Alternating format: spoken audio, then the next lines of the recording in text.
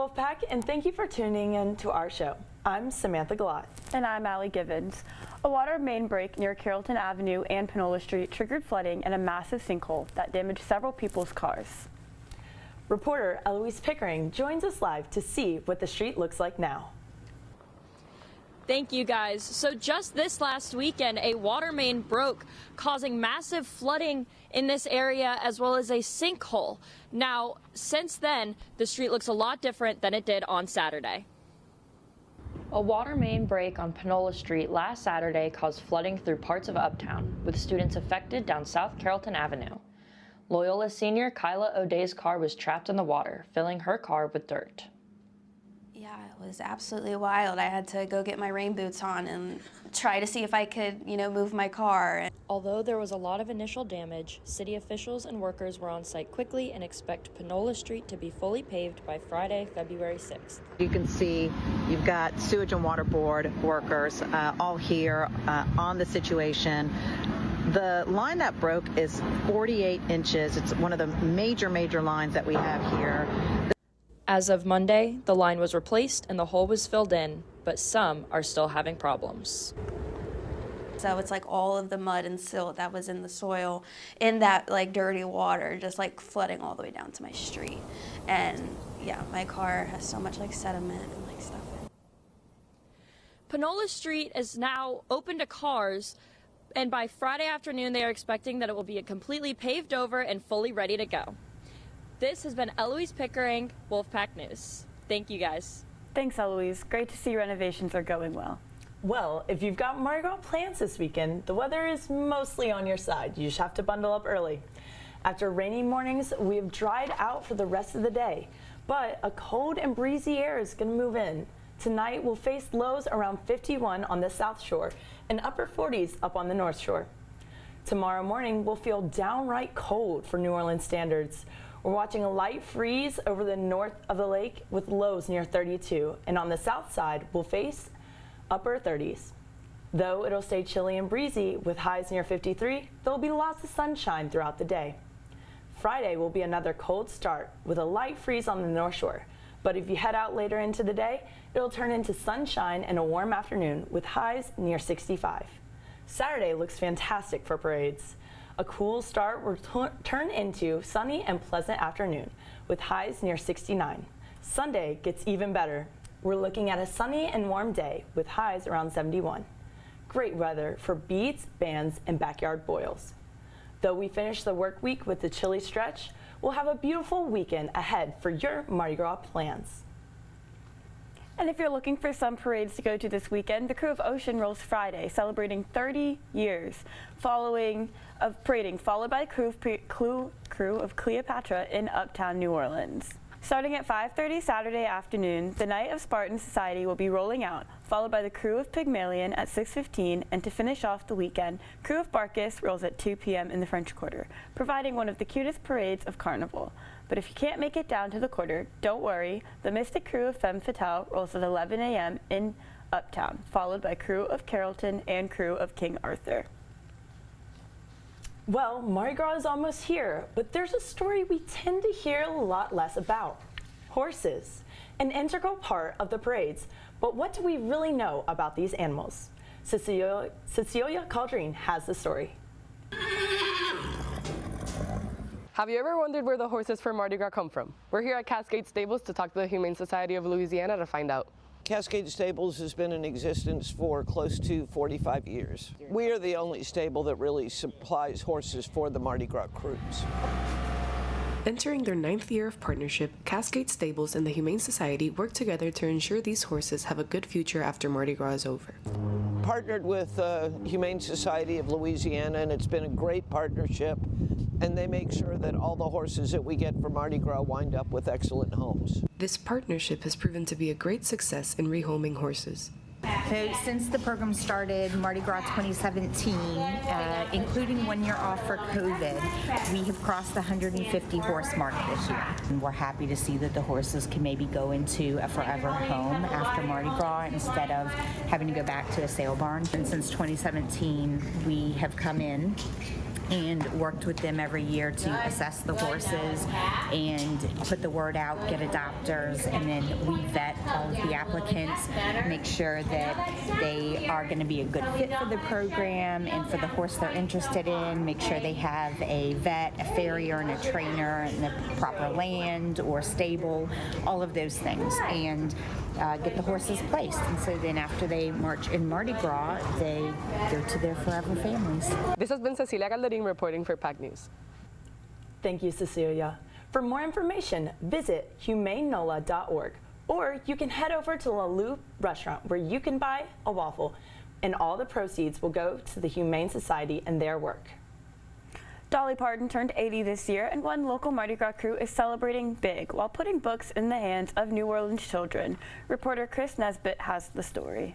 The crew of Dolly celebrated the Queen of Country's 80th birthday in true New Orleans style. We just had her 80th birthday bash, which was a big event. We had over 1,000 attendees. We had nearly 100 volunteers. Among those volunteers, Loyola students from Panhellenic organizations, including Alpha Chi Omega member Amaya Rockwood. It was so fun. I loved seeing all the blonde curly wigs. Actually, they did a Dolly Parton look-alike contest in the building that I was working in, and it was really fun to see, you know, just the different themes of Dolly Parton, because she's such an expressive woman and she's so fun and is so amazing at giving back to the community. The event raised $3,000 over its goal, the most successful turnout yet, all to support Dolly Parton's Imagination Library. By the time you go to kindergarten, if you enrolled at birth, you'll have a private library. For the crew's more than 700 members, Dolly represents something special in divided times. She's a unifier.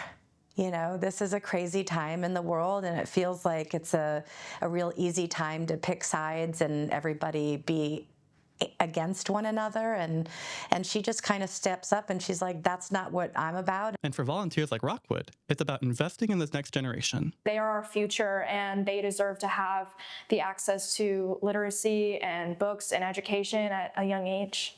This is Chris Nesbitt reporting for PAC News. The crew of Dolly will march in 4 Mardi Gras parades this season, including Crew of Cork, Bosom Buddies, King Arthur, and Okeanos.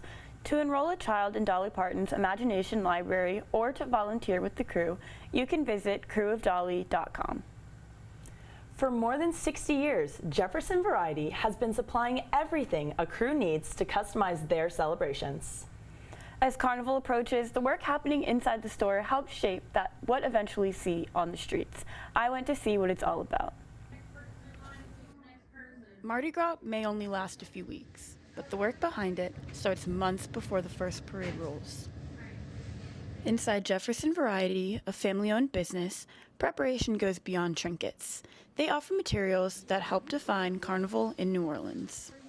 Alongside beads, toys, and plushies, the store's fabric selection allows customers to create costumes and throws that are uniquely their own. There's really nobody else in the city that carries all these different varieties of fabrics and trims and all of the different variety of what we have. I think if you talk to some of our customers, I think they consider us a tradition. For regular riders, Jefferson Variety is a must every Mardi Gras season. I've been a rider for the past 5 years. I ride in the truck parades, and I like coming to Jefferson Variety simply because of the variety. There's a lot of beads and a lot of plush that you can choose from. The prices are reasonable, and it's fun. I love it. I love Mardi Gras. Owner Lisa Tracy began working at Jefferson Variety at just 15 years old and later inherited ownership alongside her husband. Mardi Gras will always be a part of me and my family, you know, so it's important to us to keep it going, and it was always important to my husband, so I would like to keep his legacy going. Allie Givens, Wolfpack News. Well, as celebrations continue across New Orleans, one crew stands out for its deep roots in Black history and culture. PAC News' Callie Honeycutt takes a closer look at the legacy of the Crew of Zulu. Every year, the Crew of Zulu leads New Orleans in celebrating Mardi Gras through culture and community while honoring over a century of Black history. The Crew of Zulu was founded in 1909 as a small walking crew of working-class black men walking through neighborhoods from bar to bar with no elaborate floats. Every crew has a specialty throw, and Crew of Zulu throws elaborate hand-painted coconuts, connecting the community with tradition and Mardi Gras. Along this stretch of St. Charles Avenue, thousands will line the route waiting for the Crew of Zulu to pass by. And if you're lucky, you might just catch one of those famous coconuts. This has been Callie Honeycutt, PAC News. Thanks, Callie. Crew of Zulu will roll on Mardi Gras morning through Uptown and into downtown New Orleans. Coffee shops across the city are rolling out their very own carnival-themed creations. Lower Coast, the newest addition to the local coffee scene, is putting its own spin on the celebration. Come along with me as we check out their Mardi Gras mission. Mardi Gras season in New Orleans isn't just a time to celebrate with parades. It's also a time to celebrate with food, community, and most importantly, coffee. Lower Coast On Magazine is truly embracing the Mardi Gras season. We met with co-owner and Loyola alum, Danielle, to talk about how they celebrate Mardi Gras this season.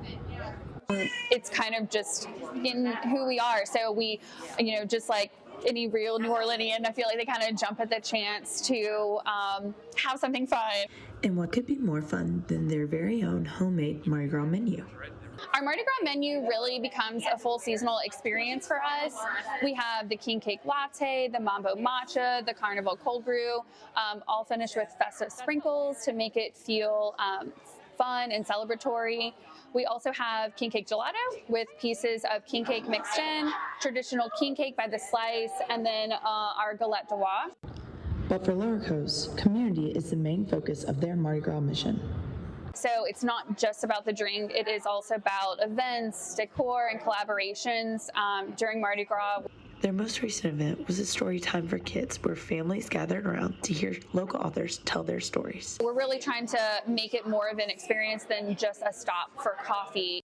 But at the end of the day, it's about their love for New Orleans. This is Samantha Glott, Wolfpack News. And let me tell you, that was one of the best king cake lattes I've ever had. Personally, the mambo matcha was calling my name, but I might just have to try all of them. Oh, so good. Right after this.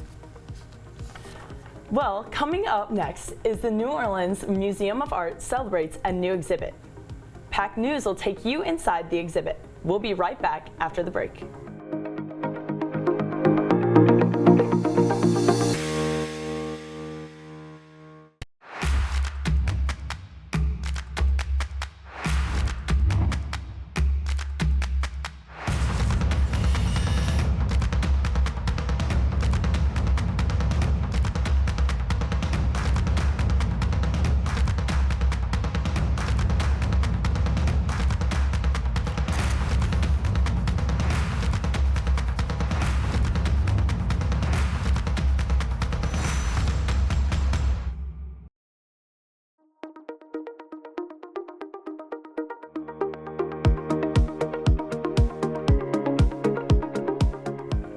Last Friday night, Noma at Night welcomed the work of New Orleans-born sculptor with a bang.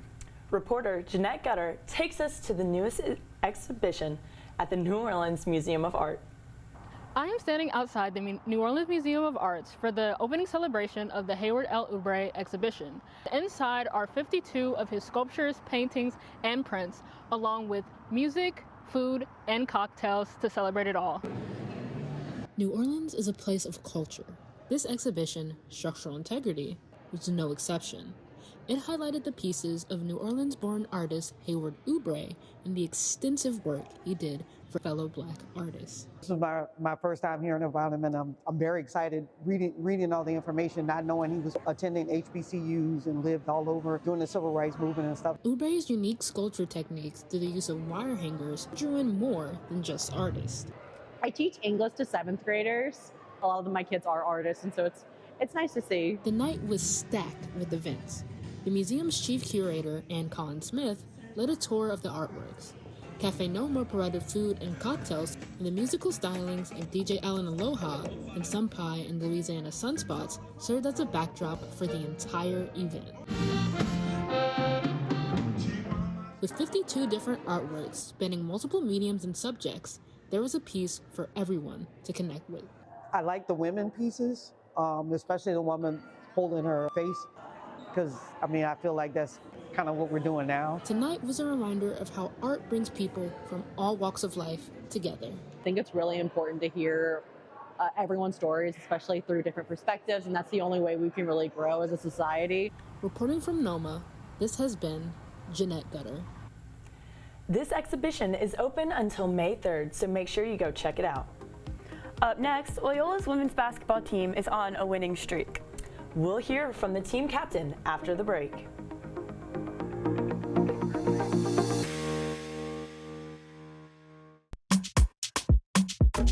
My name is Claire Anderson. I graduated from Loyola in 2021, and I currently work at Abita Brewing Company as their digital marketing specialist. The Donnelly Center was the best experience I had at Loyola, constantly learning, constantly growing, having new clients every year, past clients, forming those relationships. You're actually working with real people with real needs and an actual goal that they're working towards. You gain from the classes, but you utilize it, and the Donnelly Center has really benefited me in the long run. At my time at the Donnelly Center, it gave me real-world experience working with real clients, with real people, on real projects, and it is why I have the career today, and I'm incredibly thankful, and I'm looking forward to another 25 years of all its success and the success stories that come out of the people that work here, and I'm very thankful to be a part of it.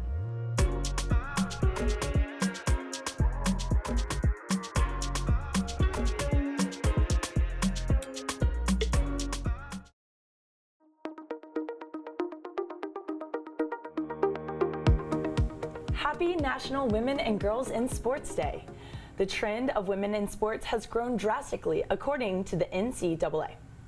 The number of female collegiate student athletes has surpassed 230,000. Televised games have reached over 370 million viewer hours, and women in leadership roles have increased 23% all over the past decade. The opportunity for women to be college athletes has grown, but there's still a lot of work to do with the lack of access to play in high school, sports science gaps, and dropout rates. Regardless of these challenges, Loyola's women's basketball team has continued to overcome adversity with a 14-game winning streak. Loyola's women's basketball team is rolling with this momentum into the homecoming game.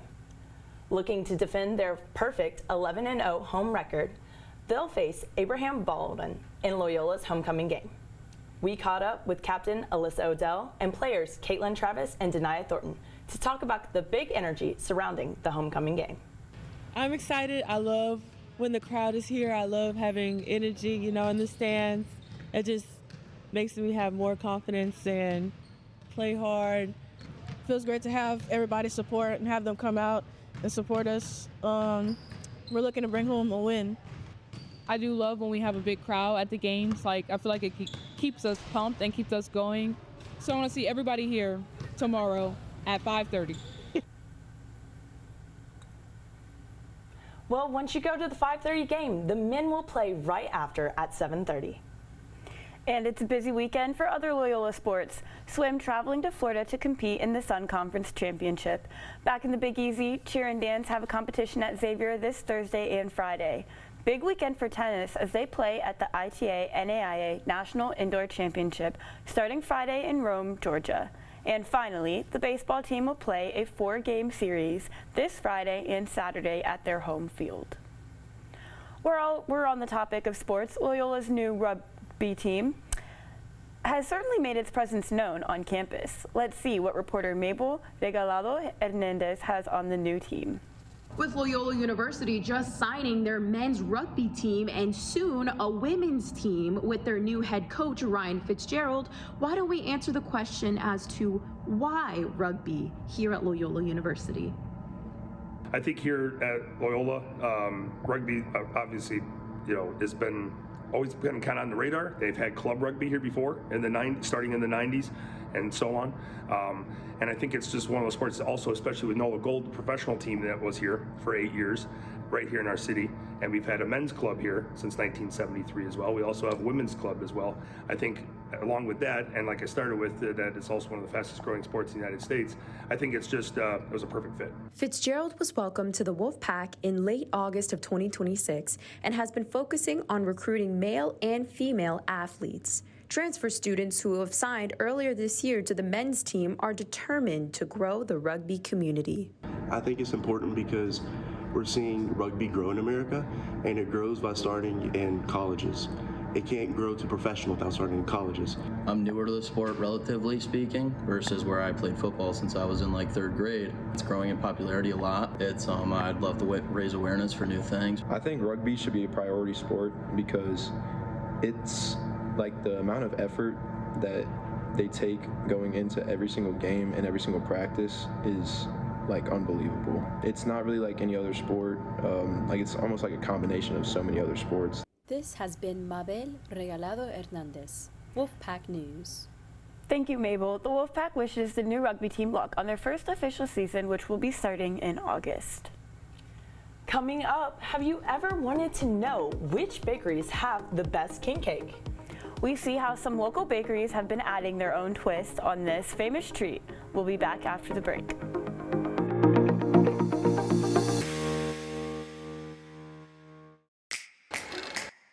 This is where your story continues. Stretch the limits of your imagination. Create the world as you see it. One letter, one word, one pixel at a time. Move to the rhythm of your own story. Make something more. For him and her and them. For the world. Do what you love. Tell stories like never before. In a space created just for you. Learn skills that never expire. Document moments, seconds, frames per second. Turn them into masterpieces. Creativity is more than a lifestyle. Make it a career. Tune into the sounds around you. Those notes, you were always meant to sing them. Creative boundaries, you were always meant to break them. Become the artist you are destined to be. This is a world stage. New Orleans, Loyola. We do things differently.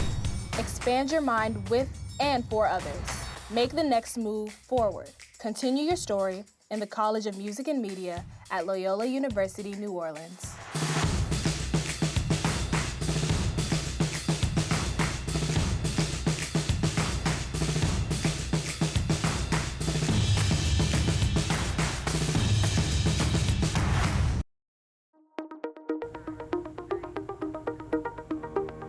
Reporter Stone Manning got the scoop on what king cakes are popular this Mardi Gras season and how one local bakery is putting their unique spin on their king cakes. King cake, a staple of carnival season, is loved by many people. Customers at King Cake Hub, which sells king cakes from several local bakeries, had this to say about their favorite king cake. District would be 1 and Tortines would be 2. So far, I think the tartine one is my favorite, but I'm here to try some different ones too and see if I can beat that one. After talking to a few people about their favorite king cakes, I went to one of the more popular bakeries, Breads on Oak, which is sold at King Cake Hub, to see how they make their king cakes stand out from the competition. We just start straight from organic wheat flour. So we created this whole king cake from scratch. And then our fillings, it's like the best, say, pastry cream that we use, and that's from agar-agar. That's its base, and that's a seaweed. So it's just creamy, more delicious. Breads on Oak has been serving the New Orleans area for over 13 years. They have built a name for themselves with their organic king cakes. So of course, I had to try a slice. This Mardi Gras season, you should definitely check out Breads on Oak. They have king cakes you're not going to find anywhere else. I mean, come on, look how good this looks. This is Stone Manning with PAC News. Don't forget that you shouldn't eat king cake after Fat Tuesday, since it's considered bad luck. Well, that's our show for the week. Thank you for tuning in. Make sure you follow us on social media to stay on top of what's going on in our community. I'm Samantha Galat. And I'm Allie Gibbons. Have a great rest of your week.